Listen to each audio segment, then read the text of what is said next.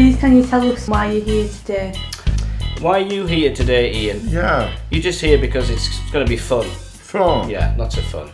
Oh. And the same for my mum. My mum's here really to, I think, say a little bit about her experiences as the mum of somebody with learning disabilities going back to the 60s when things were a lot different.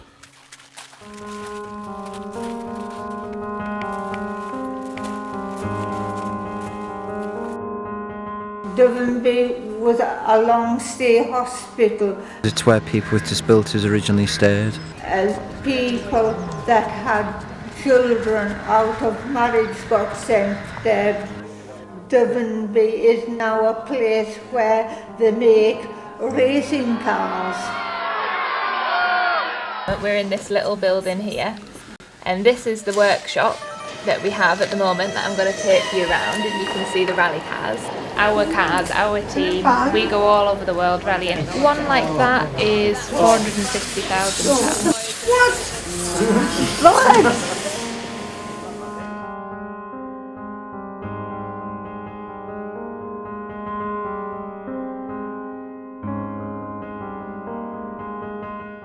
I'd done a year's college course here, and then I got employed by the NHS, so I stayed here for a further 2 years. I was petrified to start with. All of this building here was derelict, so we couldn't use this building. Back then, visiting the wards, it was very institutionalised. I didn't like it very much. No money was spent on it because people with learning disabilities weren't considered important enough. They wanted me to go into Devonby when I left school, and I told the doctor I didn't want to go. People weren't kind of encouraged to be independent. It's better now that people live out in the community. When you segregate people, then there is a lack of understanding and a lack of opportunity to actually to build on your knowledge and to be aware. Hi Emma, what are you doing tonight? Going to Orchid Club to socialise with some friends of mine. Oh good. Where did you go to college on this? Warsaw College. Walsall? Okay, in the town centre of Warsaw. I go to Carlisle on Monday, which I work at the cemetery and do digging and planting.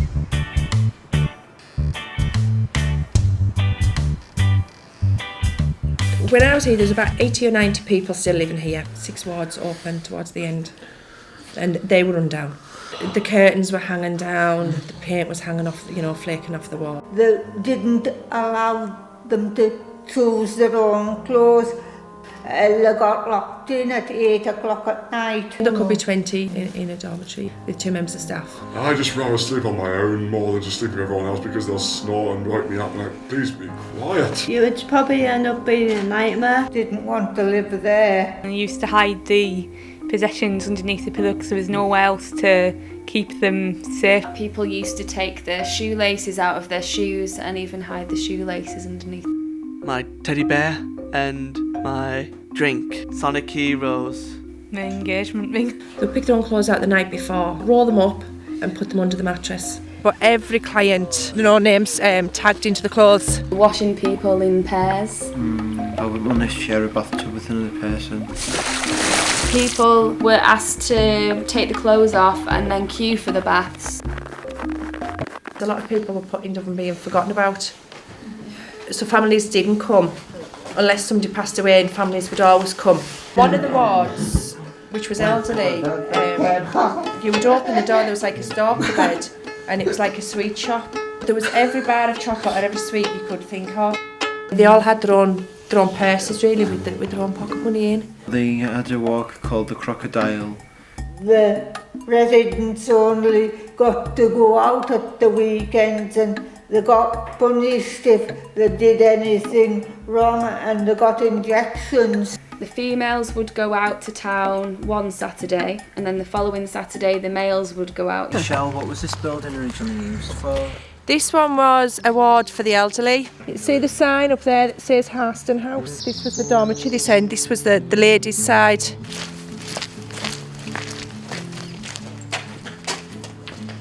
And this was the kitchen.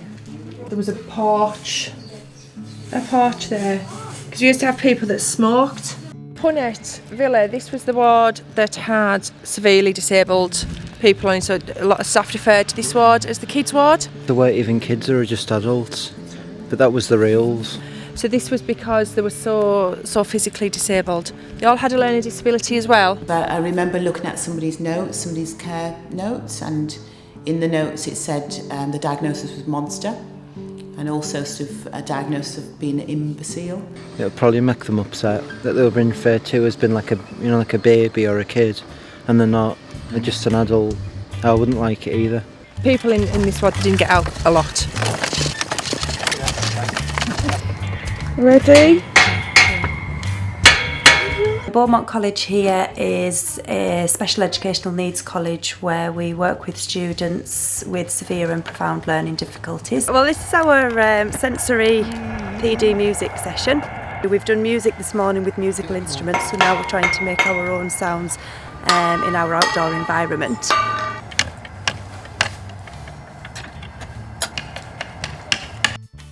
Different. That one was the queue. They were still locked on there. We had to walk about with our keys, and I can remember, especially on this one, running down the corridor to lock the door behind us with people banging on the door and the glass behind you to get back out. This place was called the Eventide Club. A kind of day services, kind of music classes, a bit of art and craft, a little bit of drama.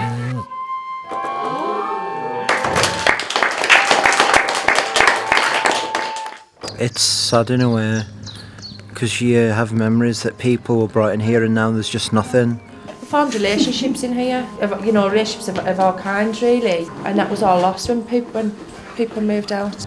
There'll be like memories inside, like, you know, the walls, and people will remember things that have happened, both happy and sad and scary and frightening. We started 50 years ago. There's just some parents, just mums and dads, who didn't like the treatment their children were getting. So they started a Mencap group to fight for their rights. They raised some money to put a bus to take people to Duffenby Hall, to take people at the weekends to see their families. I got annoyed. I needed a few days holiday, and there was nowhere for my daughter Lindsay to be taken care of with respite. And so I spoke to the specialist, the paediatrician, and he said, the only thing we can do for you is to take her into the children's ward for a week. We only went to Silloth, we didn't go far. I rang up 3 times a day to make sure that they were looking after my daughter properly. And I thought, this is wrong, she shouldn't be in a hospital. We should have a respite home. I fought tooth and nail to get it. And we did. Over time, Mencap also had a sitting service which was hugely valuable to allow you to have a little bit of time. Eventually we got California House on a weekend basis. California House is nearly 22 years old in July, so opened 1996 I believe. It's built for adults with learning disabilities to come and stay over and have a break from their families and access the community and do various activities. I had a very good social worker, and she introduced me to Malcolm Payne, and he ran a mother's group and he ran a creche. If we had problems, there was usually another mum in that group who had overcome that problem, and so it was called a self-help group. Mencap is really a lifeline support for me. With having 2 disabled children, going out and doing activities together can be rather difficult because the older one wants to obviously go on fair rides and things like that, and obviously I can't do that when I've got a young man that's in a wheelchair as well. He likes his dog. Without Mencap, I don't know where I'd be now. I'd struggle without them. Some people started to come to the house to look after my brother, so I could come out and do some activities and be with my friends and all that. Just went fishing and I caught 3 really big fish. I didn't know I was getting this, so I think I was just shocked and all that. During the holidays, Mencap put on swimming clubs and Saturday clubs where they go out We used to run the holidays mainly to Butlins because we could take larger groups. We all went on holiday together and we all mixed with everybody.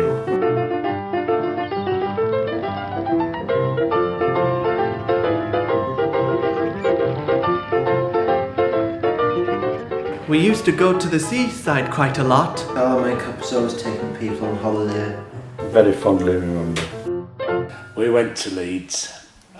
It was at the same time as the European Football Championships were on in 2012. And on the Saturday night we were in the bar at the hotel watching the European Cup because they were big football fans. And across the place from the hotel was a massive Indian restaurant. And in this Indian restaurant was a huge Sikh wedding. But a lot of the guys at the wedding wanted to see how the football was doing because England was playing.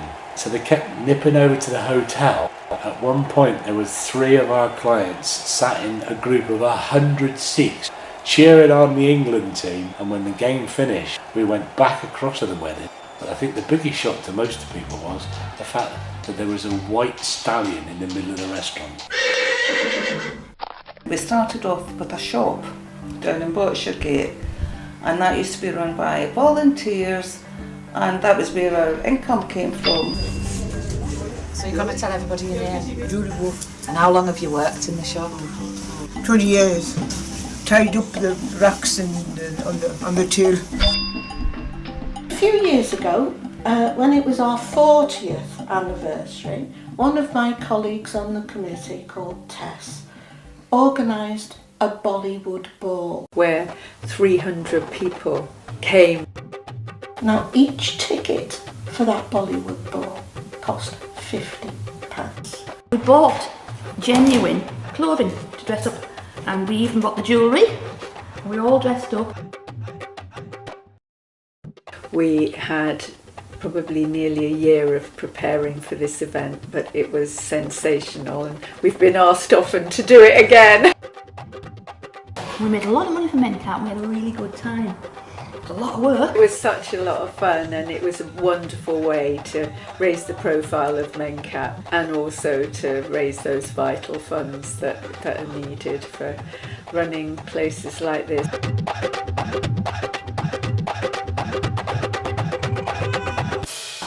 Greatest achievement must be this place, must be Grace Little. The fact we built Grace Little so quickly, we raised £1 million to build it. The day we stuck the spade in the ground, I cried. We first thought, we'll never raise that amount of money. It's not possible in the world to get that amount of money. But we did, thanks to so many people and so much hard work.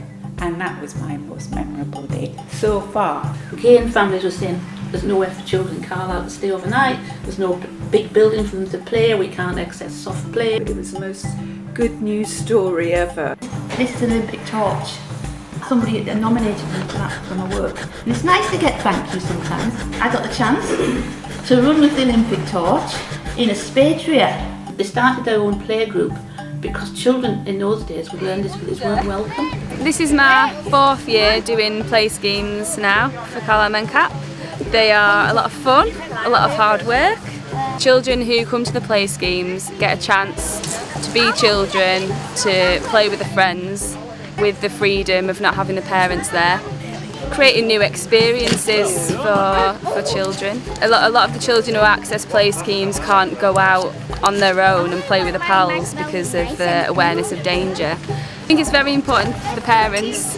Summer holidays can be very tough for a lot of parents who we support. Because of the challenges Tommy has, he lacks a lot of social skills, so it's good for him to come and socialise with other kids and do things without me, giving him a lot more independence. He still needs a lot of guidance as well, so it gives me a rest, which is very helpful. And it's somewhere where I can bring him that I know he's going to be well supported. You know, Mencap fill that gap really. So I think they make a huge difference. They're able to see the friends from school and to still have that contact over the holidays. It's just really fun to help out because I love doing it as a volunteer. So I want to upgrade to a worker. A lot of the children who come here might have quite challenging behaviour at school, and when they come to the play scheme, the behaviour is completely different because they are given the freedom. Everybody makes their own choices. Bye! I remember taking a 16-year-old to a place called Benrig Lodge. She's got brittle bones. She'd never been away before, ever. We'd managed to get her on a zip wire by wrapping her head to foot in bubble wrap and sent her squealing down a zip wire. She absolutely loved it. A doctor told me I would never read and write and be able to hold down a job, but I've proved them wrong. I went into mental hospitals where students weren't being educated. By 1971, there was a new Education Act across the country which said everybody is educable, and they built a brand new building, half of which was James Ridley Special School, and the other half was the Adult Training Centre.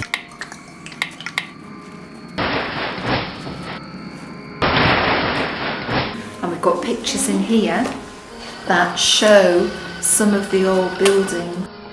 These are now converted into classrooms and our new soft play and sensory area. In the Adult Training Centre, there's a very narrow corridor. So we have a traffic jam sometimes in school, and so we've got a one-way system for wheelchairs so that nobody gets stuck. The basic difference between a really good mainstream and a really good special school is that there shouldn't be a difference. Both schools should think about what pupils need to learn and plan from there. If we're going to learn something, our pupils need to experience it firsthand. So we need to take them into the thing they're learning about. We had a class of 10 or 11-year-olds and they were doing poetry, and they were doing The Owl and the Pussycat, and they built beautiful pea green boats, and they then went swimming, and they set sail with the beautiful pea green boats. We are what they give from a start above, and a small vocal guitar.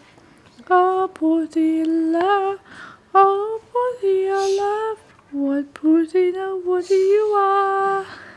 Tweet, tweet, woo. In the 1980s was still very much that ethos of they're never going to come to anything. It was basket weaving. And I think our understanding of young people's needs has moved on considerably. When we went up to the James Rennie one day, and Miss McPherson said, oh, she said, Mrs. Ayres, she said, do you know what Ian did today? Oh, I said, something new, something different. She said, yes. She says, but after we'd had our dinner, she said he took the plate up, and she said he spit it, and all the kids were looking. She wasn't even looking, and she says if there was anything left on the plate, I was wondering if it was going to be on the walls. Later, much later, she said to me, then this word autism. And she gave me a magazine. It was kind of like the Joker in the classroom. He found a way of kind of negating any tendencies to bully, and it made him a bit of a character. So in a way, this was quite a saviour for Ian and myself. Actually, they discouraged him from doing this at school. He stopped doing it, and then he was kind of a bit more exposed because suddenly Ian couldn't do this thing that kept the other kids quiet. He's got a very loving twin brother. Something like autism, we now understand why pupils need to bounce, not just that they need to bounce, which means we can support them that much more. But the important thing that hasn't changed is, even if we went back 25, 30, 40 years ago, the pupils are still at the centre of everything the school does. One of the best days is when we had an Indian celebration in lower school.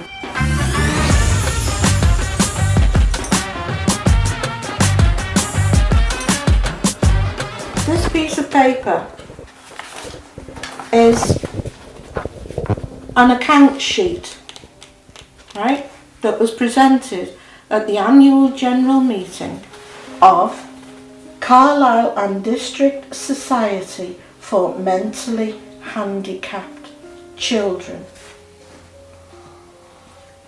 That's not right anymore. I did a power glide at Lattrick and we were 1,207 feet, and it's very high because we were nearly up the clouds. It was to raise the money for the Eden Mencap building.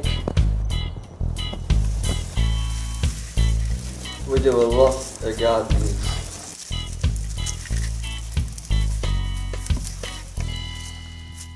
Young people in special schools were maybe viewed with an "ah, bless" attitude. Even in the 80s, if you would take people into the public didn't like it. You'd hear things like, "Oh, haven't they done well?" Or looking in the pram saying, "Oh, poor you." Whereas now I think the attitude is that they are young people as individuals. Now people question all the time, and I think it's important to question. People with learning disabilities are now getting a voice of their own. They've stopped being people that are done things to. In 2014 I've been working at Carlisle in Keswick. Just serving on the till. To say good morning to the staff. Giving out the correct change.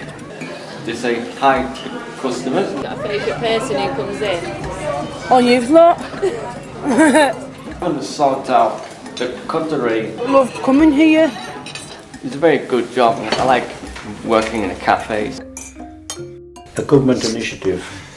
The title was Care in the Community, hence they closed the hospital at Duffenby and moved them into houses, their own houses, 4 or 5 people in a house with support throughout the community. Some of them were in little towns or little villages that lived there were mortified to think that these people were coming to live in their village.